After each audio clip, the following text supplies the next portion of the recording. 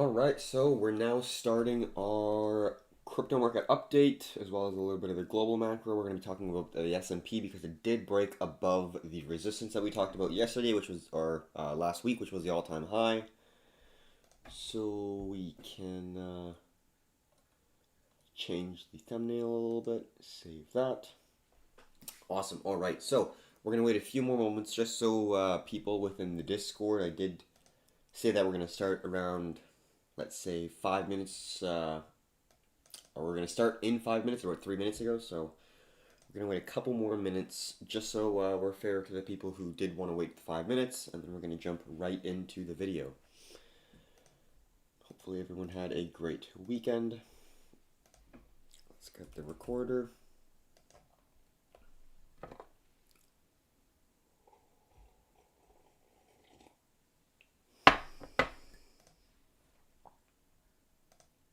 And we'll be looking at the S&P breaking into a new high for today. You can see that right here on the daily. Do I want to update the recorder? Yes, sure I do. All right, cool. So that's setting up. Just to mention for anyone watching the recording or anyone watching live, you can ask questions throughout the video. How's it going, Truck Nums? Good morning. I do not want to reinstall that. Okay. Glad to have you here, Truck Nubs. Hopefully you're doing very well. And then, do you want to? Yes, I do. Might have to reinstall this because there's a new update and might need me to require actually downloading it. Yeah, so give me one moment here while it's just reinstalling here. It will take a very short amount of time, and then we're going to get right into it. Thank you very much for the patience. All right, cool.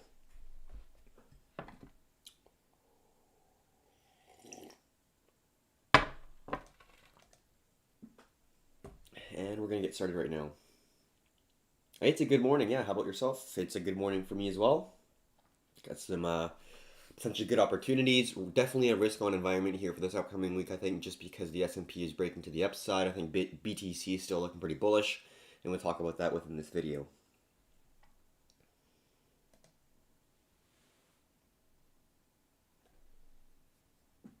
Hey traders, hopefully you're having a good day so far. We're going to be going through the global macro update a little bit. We're mainly just going to be looking at the S&P 500. This is the main index that we do like to look at for the overall stock market, the overall risk on kind of equity sector that we like to bundle that in. So first, looking at the daily chart on the S&P 500, this is the future, so it's not going to give any gaps, but what we can see is we broke that all-time high that we hit in February earlier this year. So obviously this was that massive sell-off, and then we're now broken and past the previous all-time high. So the S&P 500 is breaking to all-time highs, which is very risk-on. Equities is a risk-on asset, and people are really piling in. And I think especially because we hit that all-time high, obviously when you're hitting all-time highs, it's a very frequent event. Like all throughout here, you're hitting all-time highs. Maybe not every single day, but throughout the week, you'll hear all-time high pretty frequently. And that's going to be kind of creating more optimism, more hope in the air, especially after kind of we got out of the trenches throughout this huge sell-off. And then the fact that we're able to get above this previous high, for me, definitely signifies that the bulls are going to be present and they're going to be still having confidence throughout the move to the upside. So in my personal belief, I think that this upcoming week is still going to be a risk-on environment. So then we're going to be looking for longs in Bitcoin. We're also going to be looking for longs in altcoins. And we will quickly touch on a correlation chart right here. Just going to pull it up. This is a correlation between Bitcoin and the S&P 500. And then we can see that there's different durations that we're trying to accumulate data from. So if we're looking at 360 days, how correlated is Bitcoin compared to the S&P 500? We're basically at an all-time high, around 0.1, let's say 7, 0.16, somewhere around there. not extremely correlated when you're looking at such a large time frame, but when you zoom into a smaller time frame, we do see the correlation still turning positive. So on the 180 day coming down from the 360, we do see that it is still accelerating to the upside, getting to basically around 30% positive correlation, or 0.30 positive correlation. It's just under, but let's just round up here. And on the 90 day, when we get into even a smaller time frame, we were seeing a little bit of a reversal where Bitcoin was being a little bit less correlated with the S&P and traditional risk-on assets, and more in line with gold. But right now we see that kind of going back, where Bitcoin is being more correlated with the S&P. And we can see that right here. We did have a move to the downside, but it does look like we're now increasing the positive correlation. And this is kind of in line with the S&P breaking to an all-time high. Very risk-on environment, in my opinion, for this upcoming week. So I think the S&P will continue to the upside in the next couple weeks and 3 weeks and 1 week and all that stuff. The overall momentum is, I think, it's going to continue to the upside. So then my analysis on Bitcoin and my overall direction is still going to be continuing to the upside, along with the correlations. But then we also talk about some of the other reasons why we think so as well. So that's a little bit of discussion on the S&P. We're now going to go into the discussion on BTC. So that's one of the reasons why I think that BTC is going to go to the upside. I see the S&P moving up and I see it continuing, and Bitcoin does have a positive correlation, so they're going to be moving in similar directions. Also, on another note, this is the first real major consolidation after the strong push to the upside within the contraction and volatility. So remember, the last 2 times we had contractions in volatility, the first time was in fall of 2018, like October, November, and then we had that huge sell-off from 6.2K to 3.2K-ish. That was the first major contraction in volatility. The second major contraction in volatility was spring of 2019, where we broke from that consolidation 4.2K all the way to 14K. So we can see that during times of extreme contraction and volatility, we get expansions in price action in either direction, to the downside or to the upside. And usually we've seen them continue after a nice continuation pattern, and this is exactly, in my opinion, what we're seeing right now. We saw a strong push to the upside. This is an impulsive measure in the market, and now we're looking for a pullback, a continuation pattern, or a market breadth. And this is, in my opinion, what we're seeing exactly right now is a market breadth before the next potential push to the upside. So it's kind of all in line with the S&P moving up, and I think Bitcoin is moving up as well after this contraction in volatility. And we can see that right here. This is the volatility index for Bitcoin, and let's just get this guy right here.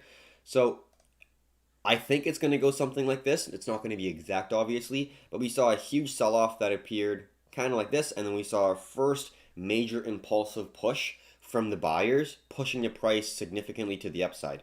Now, what we see, in history before is we see these expansionary points and then contraction points in the volatility, and we just went through our expansion point, and now we're, in my opinion, potentially completing the contraction point in the near future, and then we're going to look to potentially capture this next expansion point within the price action. So we got our first impulse contraction, and I think we're going to get the second major impulsive move to the upside. And we can actually look at Bitcoin and see what happened in the previous structures after the major contraction. So this is it right here. So let's just quickly talk about this. This was the contraction in price action right there, where we saw a very, very limited movement to the upside and downside within Bitcoin.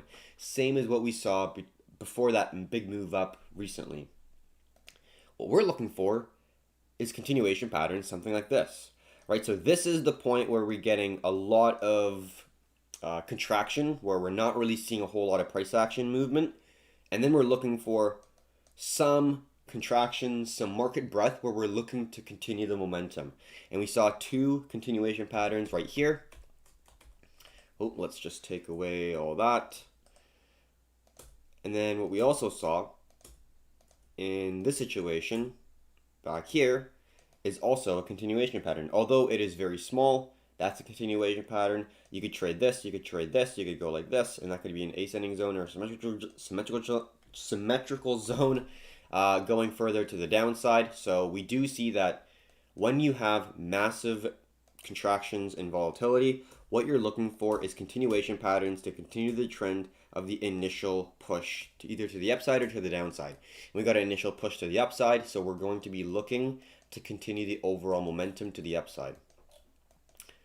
So that's going to be the overall direction. So now that we understand why we're looking to move, or why we're looking to capture BTC to the upside and our overall direction and biases to the upside, we can now go into different altcoins and discuss what we're able to identify here. So that's going to be BTC volatility. Not a whole lot to discuss with the other altcoin tools that we like to use, including the BTC dominance as well as the total altcoin market cap. Not a whole lot has shifted in those two instruments, so I'm not really going to touch on those. But it is good to look at them, and visually you can see that they have not really moved too much. So now we're going to get into the alts. If you have any questions, or if you'd like me to look at any alts that you have or you are looking at in particular, don't hesitate to drop a comment and we'll be sure to go over it. I'm going to grab a quick drink of coffee and then we're going to dive right into VChain and then Chainlink. Dash also looks very solid. Zcash does look like it's pretty well respected, so we'll go over all four. But first things first, gonna get myself a little bit of coffee here.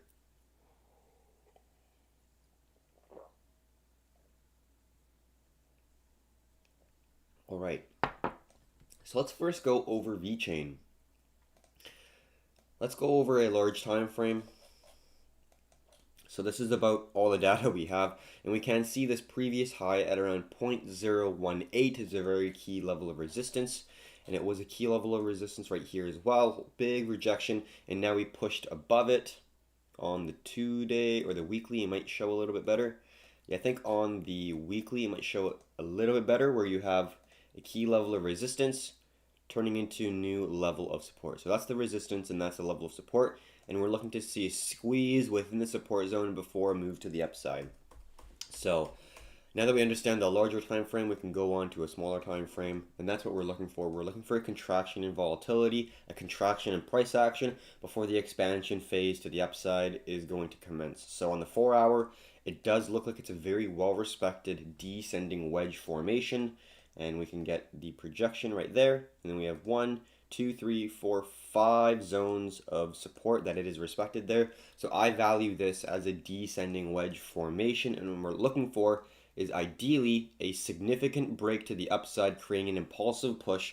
We're looking to validate a previous resistance as a new level of support in confluence with the descending zone, creating additional demand, and that's what we're looking to do. You could either put a stop entry above the previous high, so if the price goes above the previous high, you're going to get triggered in, or what we could do is look for limit entries on the pullback at the support level once it's validated with a type A or type B candle closure. So that's going to be an opportunity, in my personal opinion, that we could be looking at, but right now it's still a little bit too early. We'd like to see the impulsive push, and right now the confluence zone right now is 0.02.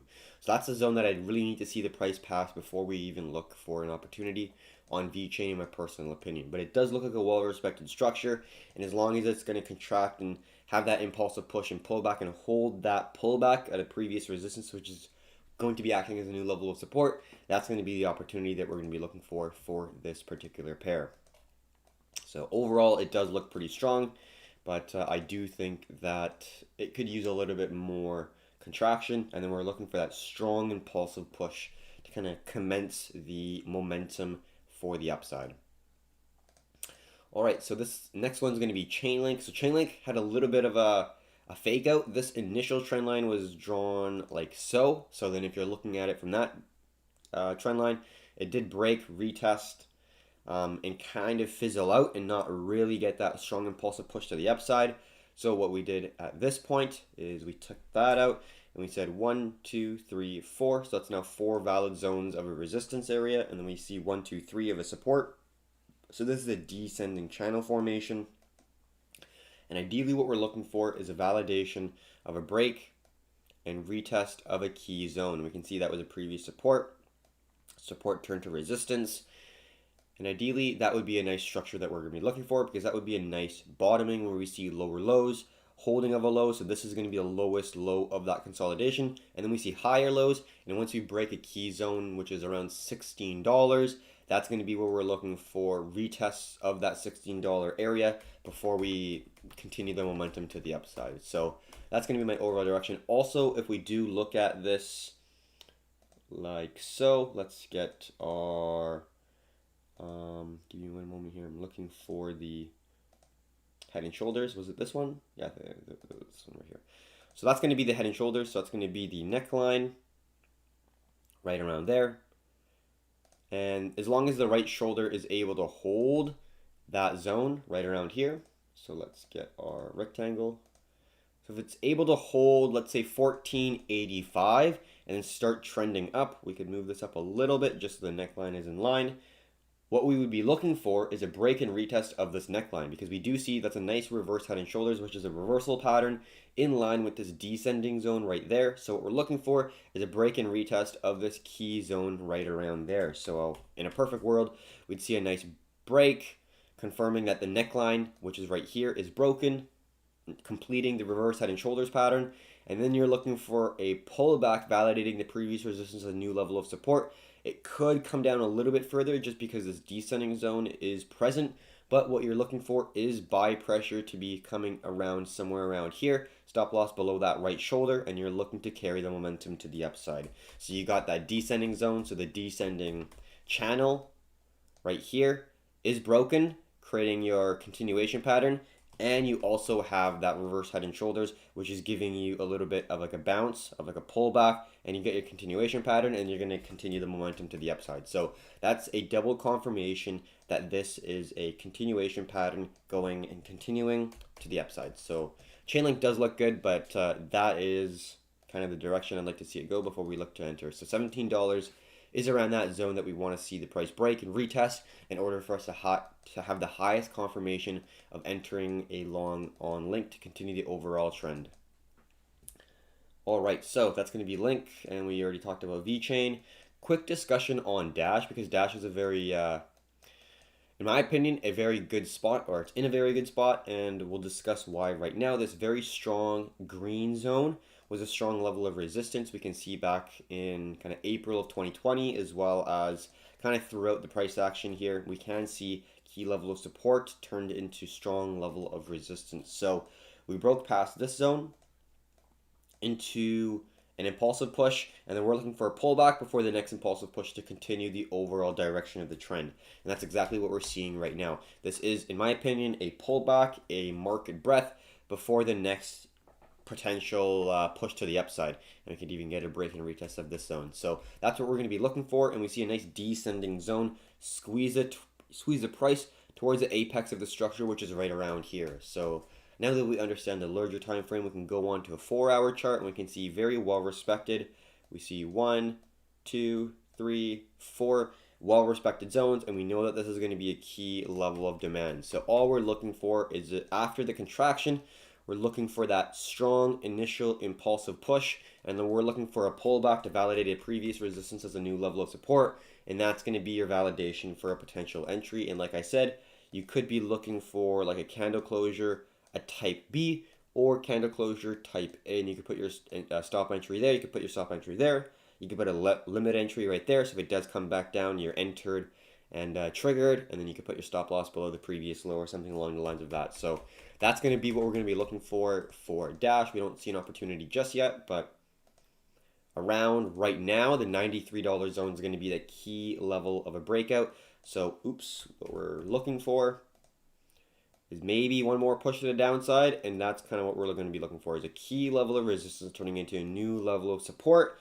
and then kind of bottoming out, creating higher lows, breaking out of the descending triangle structure, and then you're looking for validation of a new level of support, and that's going to be what we're going to be looking for Dash. So definitely not yet, but it does look pretty solid in terms of a potential structure to carry on the momentum. All right, next thing we're going to be looking at is Zcash, or ZEC. So I'm going to get a little bit of coffee, and then we're going to jump right in.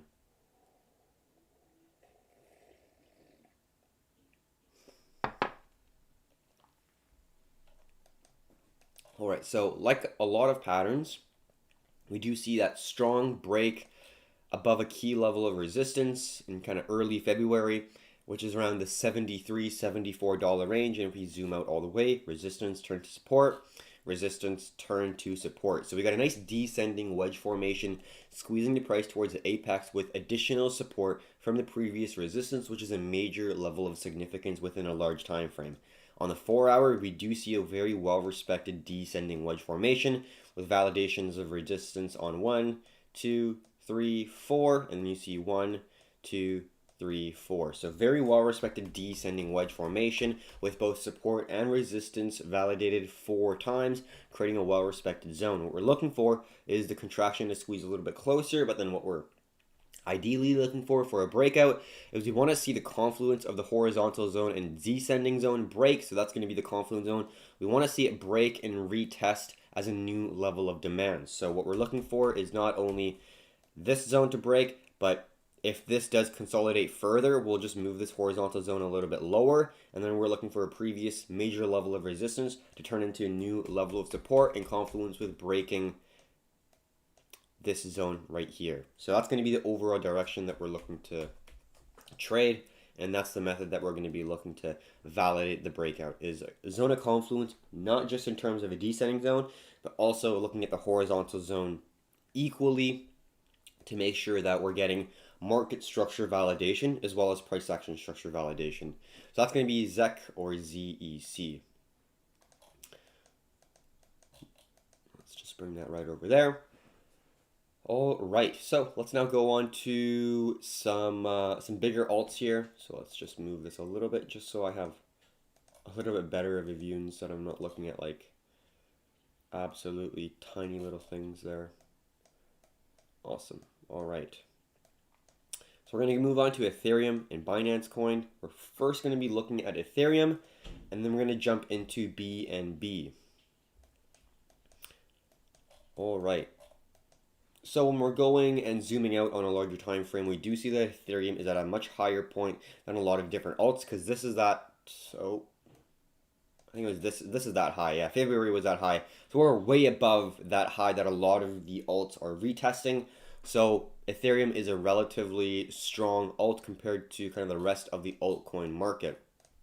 So basically what we're looking for is continuation patterns, and we can see on a smaller time frame we did have a squeeze that did have a strong impulsive push to the upside, and now we're pulling back to that key zone of confluence from that previous resistance, which is going to be adding to a new level of support, and that series of higher lows which is still holding, creating additional support. So right now we do see a lot of support at around, let's say just under $400, and that's where I would really like to see the price hold, right around there, because that's where a lot of demand is going to be located. And we see a nice descending zone that is currently broken out, but I'd be a little bit hesitant at this point.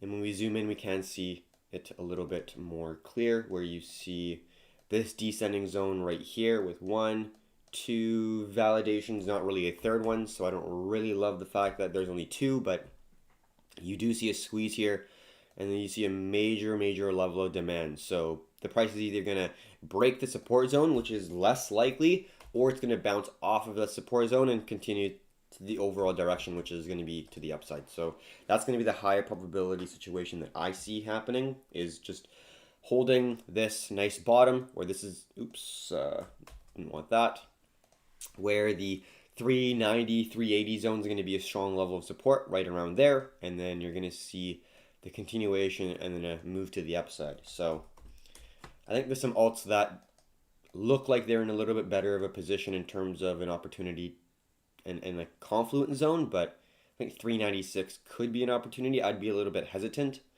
I think also looking for another opportunity where it's a little bit more clear of a descending zone, I think would be pretty solid, because right now we only have 2. So I think Ethereum's a little bit less ideal in terms of like the respectedness of a structure, where you see stuff like ZEC and the other alts that we talked about have a much more clear structure in terms of a price action and how respected a particular price action pattern is. So that's Ethereum, not as great as I'd like, but still pretty solid in terms of where it is, and we want to see the price hold the 380s and like the low 390s at this key zone of confluence for the buyers. Because our overall direction and momentum and overall kind of way we want to see the price action go is to the upside to continue the trend, because that would make the most sense in my personal beliefs. So let's just quickly, maybe it's not going to give me an indicator. That's a little odd. Okay, so that's okay. We're going to go to a different time frame. This is going to be Binance Coin, which has not done as well as some of the other alts. So we can see, we like to look at relative strength, right? So the February, mid-ish February high is a very significant point within really every single alt, because we saw a huge move to the upside, and that was a significant high for a lot of the alts that we're looking at today. Ethereum has already surpassed this point. We see ZEC, we see other tokens and projects and coins break above this zone and retest it for a new level of support. Binance Coin has not seen it break above the February high. So relatively speaking, it's not as strong as some of the other alts that we're talking about today, right? So we do have to keep that in mind. But with that said, there is still a nice descending zone that is squeezing the price with a very well-respected ascending zone. So this is a symmetrical triangle that could theoretically turn into ascending triangle, where you have a large horizontal zone of resistance and an ascending zone, which is currently being used as an ascending level of support. 1, 2, 3, 4, very well-respected level of ascending support. And then you got your squeeze. So ideally, you're looking for a break, and then you want to see a break of this previous high turning into a new level of support, and you're looking to continue the overall direction to the upside. You could have it where you get a breakout within the symmetrical triangle right here, but then it still holds this horizontal zone. You come back for a higher low compared to this low, and then you actually break out. So yes, there is a little bit of a chance that you may not get that extension that you're looking for, and you might have to wait a little bit longer until it goes closer to the apex of this ascending zone. But I do still think that BNB is an opportunity to continue the trend to the upside, because overall it's in a pretty well structured area. But we do have to keep that in mind, that Binance Coin is not as relatively as strong as, you know, some of the other tokens and projects that we do like to look at. Doesn't mean that we're not going to trade it, but relative strength is a pretty big importance when we are deciding what pair we want to trade. All right, so I'm going to move on to another, after just getting the 2 hour here on Binance. All right, cool. Good morning, Pama. Hopefully you're having a really good Monday. Hopefully you had a good weekend as well. So that's going to be a lot of different alts here. Let's take a look at some of the other ones here. Let's just open this up. Algo and Tron are going to be the two next ones I'm going to look at, and I think that's going to be it, unless someone wants me to look at another alt. So let's take a step back on the daily on Algo. This is that February high, right? We broke above it. Strong impulsive push breaking above that previous major level of resistance. And we can see that was a zone of significance as well as a key level of support back in the summer of 2019. So this 50-cent range, also a psychological level, is a major key zone for Algo. And we do see a nice symmetrical triangle getting created right above that zone. So that's great to see in terms of where the structure is on the larger time frame of Algo. And then when we go on to, let's say, the 4 hour, the resistance is not perfect, but what we do see is previous resistance turn into 1, 2, 3, 4 rejections of a resistance, and then we see previous resistance turn to 1, 2, 3 levels of support. So you do see a contraction and a symmetrical triangle getting created within Algo. So what we're looking for is a contraction to go a little bit further. You're looking for a strong, significant, impulsive push to break the structure and really confirm that it's a breakout. And then you're looking for pullbacks to validate previous resistances and new level of supports. You're looking for either type A or type B candle closures on around, let's say, the 66-cent range. Let's just go like this, right around there. That would be a good area, in my opinion, in terms of a break and retest to continue the overall direction to the upside. And you do see relative volume or relative RVol increasing, so more eyes and more people are looking at Algo and trying to trade and trading this pair. So it's good to see. We want to see people trade what we're trading or what we're looking to trade, because there's going to be more volatility, there's going to be more liquidity, there's going to be smaller spreads, and that's the type of stuff that we're looking to kind of capture, because not having massive spreads is really only a positive thing, because you're just able to save money on the difference between the ask and bid. So that's going to be Algo. We're now going to switch on to a different alt here. TRX does also look like it's in a very similar situation, where this around 0.023 area is a very strong level of previous resistance, acting as a new level of support. And it's kind of like the previous roof of the major kind of double bottom that we had here. So in terms of TRX, I see two structures that are very similar. We see this major double bottom right here, where the breakout's going to be like 0.04, right around there. And then we see a smaller double bottom, kind of like this, right? And the breakout zone for that was around like 0.023. So we saw an impulsive push break the price out of the double bottom structure. Could we see resistance, support at around 0.023? So what we saw is a strong impulsive push. This is that strong impulsive push. We're looking for a pullback to validate the previous resistance right here as a new level of support, and then we're looking to carry the momentum with the next impulsive push. So Tron, in my opinion, is in a pretty great place in terms of an opportunity to long at around 0.023. We're looking for squeezes and contractions and volatility. So when we go on to a 4-hour, it is really nice to see the price holding the low right there. So it's not making a lower low, and we're making lower highs. So this is creating a descending triangle formation, squeezing the price towards the apex of the structure. And what we're looking for is a break and retest of the zone of confluence. So right now we see the previous resistance, support, and resistance sitting around 0.026, let's say. So ideally we're looking for a little bit more of a contraction and volatility, a strong impulsive push to confirm that the momentum is starting and kind of the expansionary phase in the overall market is starting again. And then you're looking for that small pullback to validate that previous resistance as a new level of support. And then you're looking to carry the overall momentum to the upside. So that's going to be the direction and the method that we're going to use to try to capture some exposure on TRX. And obviously we do see that our vol is increasing. Just overall, we do see not a lot of volume, and then we see the huge amount of volume come in. So that's great to see for the overall kind of trading aspect of this particular pair. All right, so that's going to be it for the crypto market update. I'll quickly touch on the US dollar. Not a whole lot has happened, but we do like to know what happened to the US dollar, because this is going to be a really important asset to look at for risk on, risk off.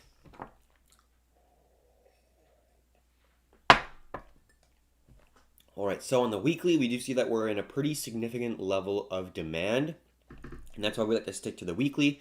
And it does look like we're just creating a nice consolidation here. So the big question is, are we going to fail and move to the downside? Because right now we're in a consolidation from around 94 to, let's say, 92. So right now, this was an impulsive push. Now we're in a consolidation where the market is failing to make a lower low and it's failing to make a higher high. So right now we're just going sideways. And what we're looking for is, if we're looking for risk on, so if we're thinking that altcoins are going to continue to the upside, gold and silver is going to continue to the upside, and the S&P is going to continue to the upside, things are going to be continuing overall. We want this to move to the downside, because the US dollar is a risk-off safe haven currency. So when the S&P's falling, Bitcoin's falling, risk-on assets are falling, this is probably going to be moving to the upside quite substantially. But if the US dollar's falling, people are looking to speculate in the markets, stock markets. Also, with the US dollar losing value, people are worried about stores of wealth or storing their wealth. So then they're going to look at gold, silver, and other safe havens in terms of the monetary uncertainty aspect of it, as well as the kind of fixed supply attributes that cryptocurrencies as well as metals have, does play a part in the opportunity here. So we'll see where it goes, but I do think keeping a really close eye on what's happening with the US dollar is very important. So right now we're just in a consolidation. We're looking for either a strong lower low to come in, so then we can look for a valid retest to continue the momentum to the downside, or this could be a reversal where the $92, $93 zone is the bottom for the DXY, and we can slowly start to see a reversal, but that would only come in if we start breaking this resistance at around 94. If we start breaking 94 to the upside and hold that zone, potentially even validate it for a new level of support, that can indicate that we could potentially see a little bit of a risk off environment where stocks take a little bit of a tumble. That could be in line with the S&P just pulling back and retesting that previous all-time high that we had in kind of mid-early February. We don't exactly know, but overall, for this upcoming week, I do expect the overall environment to continue in a risk-off kind of characteristic where I expect Bitcoin to do well. I expect gold and silver to continue to the upside after their current contractions. And S&P, I think, even if it's going to pull back to the all-time high, I do expect it to continue to the upside. So hopefully I gave you a little bit of insight. If you have any questions, don't hesitate to drop them in the comments. Santurno says, really like your analysis. Thank you very much. I really appreciate that. Means a lot. And we try to do these Monday, Wednesday, Friday to give you guys a really good understanding of what we're seeing in the markets, not just with like one chart, but we really like to do our multi-asset analysis to get a good understanding of kind of the correlations, the cause-effect relationships, and it really gives us a good understanding of what's happening in the markets, not just opening up a chart of Bitcoin on the daily and then, coming to a conclusion just with one chart, because in our opinion, takes a little bit more than just a single chart in order to actually accurately, I would say, navigate through the financial markets, because there are a lot of things that are negatively or positively correlated. So really appreciate it that you guys are coming again, and hopefully you had a great weekend. Gonna close it off right here, and we will be back for this Wednesday. So if you're watching the recording and if you have a question and we did not go over it, drop them in the comments. We do look at the questions frequently, and we'll be able to help you out from there. So thank you very much for your time, and until next time, have a good one.